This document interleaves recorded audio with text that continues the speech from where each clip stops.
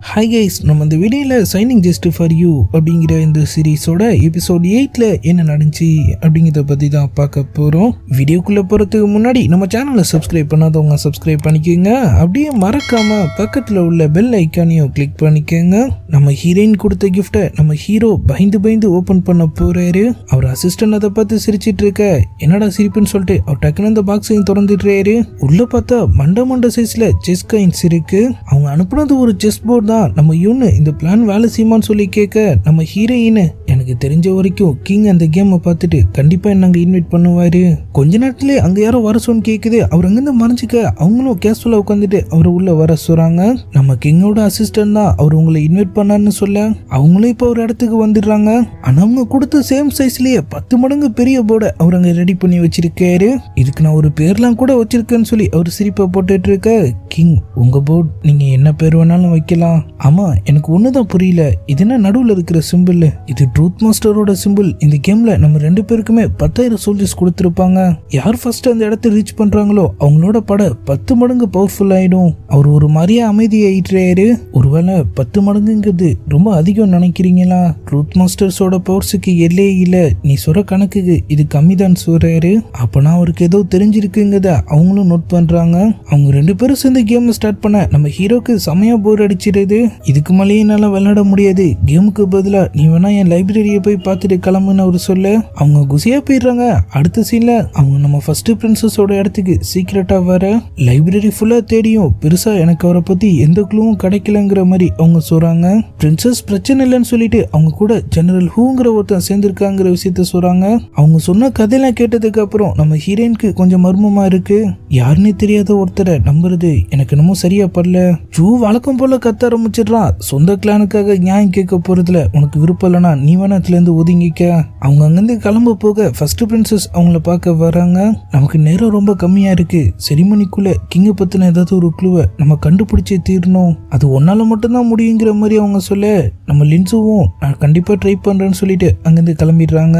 அவங்க நேரா நம்ம ஜெனரல் கிட்ட போய் சூப்பர்வைசரோட பழைய ரெக்கார்ட்ஸை செக் பண்ணி பார்க்கும்போது ஹூலுங்கிற ஒரு நம்பிக்கையான ஜெனரலுக்கு அவரோட சில ஆர்னமெண்ட்ஸ் எல்லாம் கொடுக்கணும்னு சொல்லி அதுல போட்டிருந்தாரு.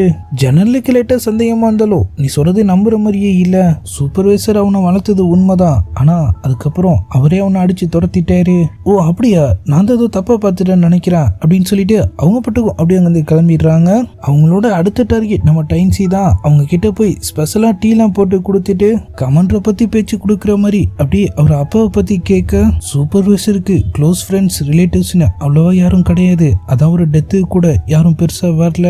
நம்ம ஹீரோயினோட டவுட் இன்னும் அதிகமாயிடுது.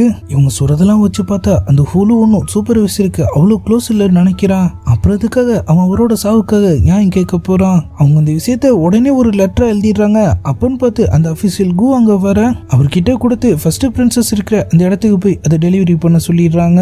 அவரும் சொன்ன மாதிரி அங்க போயிடுறாரு. ஆனா அங்க யாருமே இல்ல, யாரும் இல்லைன்னா அந்த லெட்டரை அங்கேயே வச்சுட்டு வந்துருங்கன்னு அவங்க சொல்லி இருந்திருப்பாங்க. அதே மாதிரியே செஞ்சுட்டு அங்கிருந்து கிளம்பிடுறாரு. மறைஞ்சிருந்த எல்லாரும் வெளியே வந்து அதை பாக்குறாங்க. பிரின்சஸ் அங்க வர அதை ஓபன் பண்ணி பார்த்தா அந்த ஹூலு மேல எனக்கு சந்தேகம் இருக்கு, அவனை நம்பாதீங்கிற மாதிரி அதுல போட்டிருக்கு.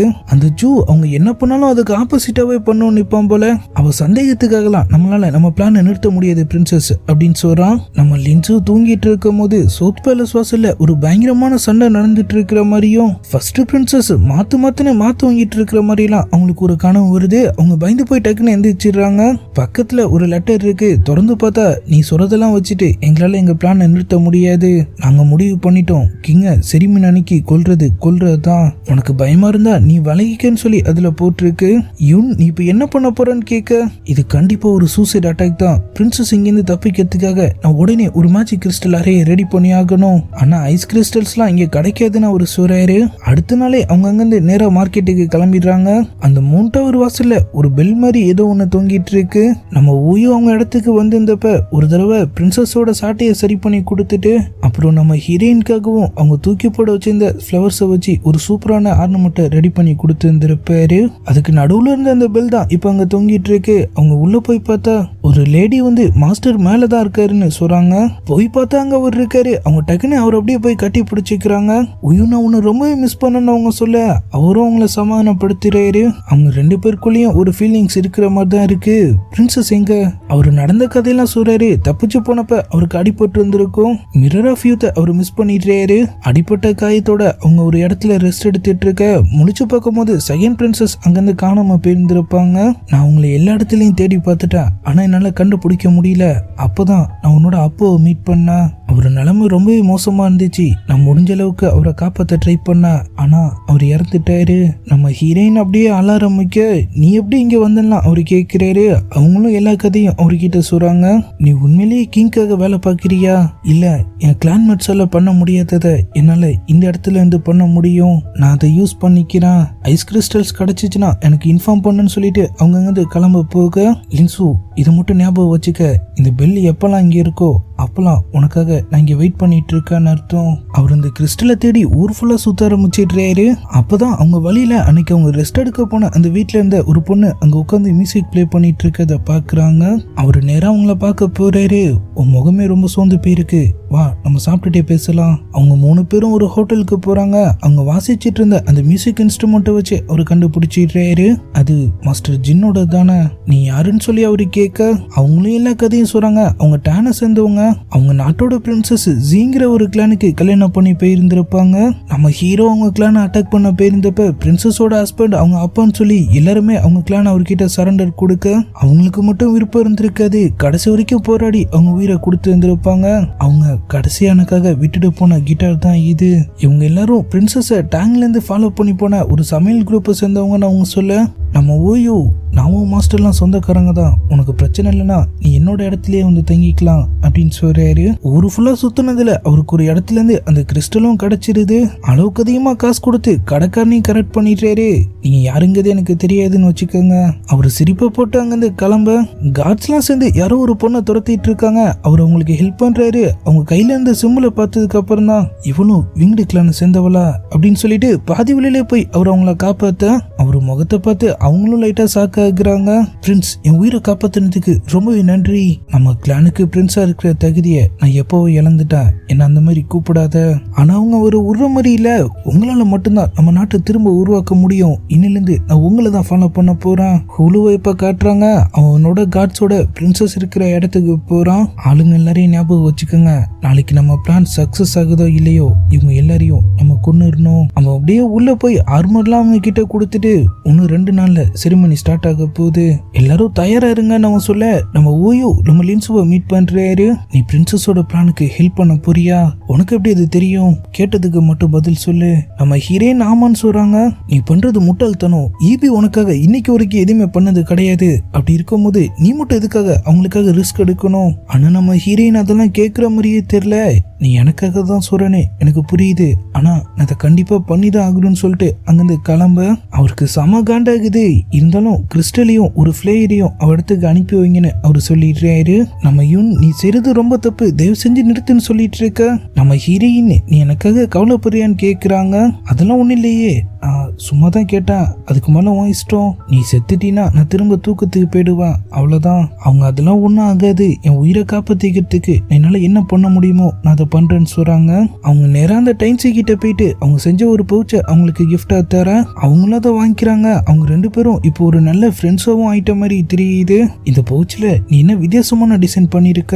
நம்ம ஹீரோயின் அவங்க 10 வருஷத்துக்கு முன்னாடி ட்ரூத் மாஸ்டர்ஸை மீட் பண்ணதாவும் அவங்க மூலியமா தான் எனக்கு இந்த சிம்பிளை பத்தி தெரிஞ்சிச்சு அப்படின்னு சொல்றாங்க. அவங்க 2 பேரும் அப்படியே பேசிட்டு இருக்க அவங்க பவர்ஸும் சீலா இருக்குங்கிற விஷயம் நம்ம டைன்ஸிக்கு தெரிய வருது. இப்ப அப்படியே நம்ம ஹீரோவை காட்டுறாங்க. அவரோட சீக்ரெட் ஃபோர்ஸ் மூலியமா அவருக்கு தகவல் கிடைச்சிருது. ஃபர்ஸ்ட் பிரின்சஸ் சிட்டிக்குள்ள தான் தங்கி இருக்காங்க, உங்களை அட்டாக் பண்ண பிளான் நடந்துட்டு இருக்குன்னு அவரு ரிப்போர்ட் பண்ண அவரு பெருசா சாக்கான மாதிரியே தெரியல. ஈபில பண்ண முடியாததை அவ இங்க என்ன பண்றான்னு பாப்போம் அப்படின்னு சொல்றாரு. அடுத்த சீன்லயே நம்ம ஹீரோயினை கிங்கோட இடத்துக்கு கூட்டு வந்துடுறாங்க. அவங்கள உள்ளத்திலே கதவை சாத்த அங்க யாருமே இல்ல. அவங்களும் அப்படியே அவரோட டேபிளுக்கு போய் அங்க இருக்கிற நோட்டெல்லாம் திறந்து பார்த்துட்டு இருக்க டக்குன்னு நம்ம ஹீரோ டோர் ஓபன் பண்ணிட்டு அங்க என்ட்ரி ஆகிறாரு. அவங்க 2 பேரும் சேர்ந்து ஏதோ ஒரு கேம் விளையாடுறாங்க. ஏபியோட ஃபர்ஸ்ட் பிரின்சஸ பத்தி நீ என்ன நினைக்கிற? திடீர்னு ஏன் இப்படி கேட்கறன்னு சொல்லி அவங்க முழிச்சுக்கிட்டே, அவங்க ரொம்பவே டேலண்டானவங்க, எவனோட பிளெஸிங்ஸ் அவங்களுக்கு இருக்குன்னு அப்பா சொல்லியிருக்காருலாம் அவங்க சொல்ல, அவர் அடுத்தடுத்து கேள்வியா கேட்டுட்டு இருக்காரு. கிங், நீங்க எதுக்காக இதை பத்திலாம் கேட்குறீங்க? அவர் ஸ்ட்ரைட்டா விஷயத்துக்கே வந்துடுறாரு. ஓ ஃபர்ஸ்ட் பிரின்சஸா நானாங்கிற ஒரு நிலைமை வந்தா நீ யாரை செலக்ட் பண்ணுவ? நான் அதை பத்தி யோசிக்கவே இல்லைன்னு சொல்லி அவங்க முழிச்சிட்டு இருக்க. சீக்கிரமாவே பதில் தெரிஞ்சிடும்னு சொல்லி அவரும் அவங்கள அங்கிருந்து கிளம்ப சொல்லிடுறாரு. லின்சு அவங்க என்னன்னு பார்க்க, நீ என்கிட்ட ஏதாவது சொல்லணும்னு நினைக்கிறியா?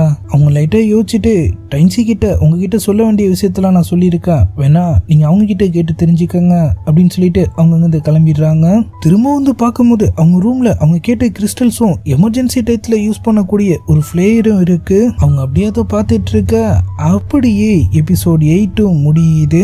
நாளைக்கு கண்டிப்பா நம்ம ஹீரோக்கு அசால்ட்டு காத்திருக்கு. பிரின்சஸ் அவங்க பிளானை சக்சஸ் பண்ணாங்களா இல்லையா, அவர் அதுல இருந்து எப்படி தப்பிக்க போறாரு, நம்ம ஹீரோயின் யார் பக்கம் போறாங்கிறதெல்லாம் நம்ம நாளைக்கான வீடியோவை பார்த்து தெரிஞ்சுக்கலாம்.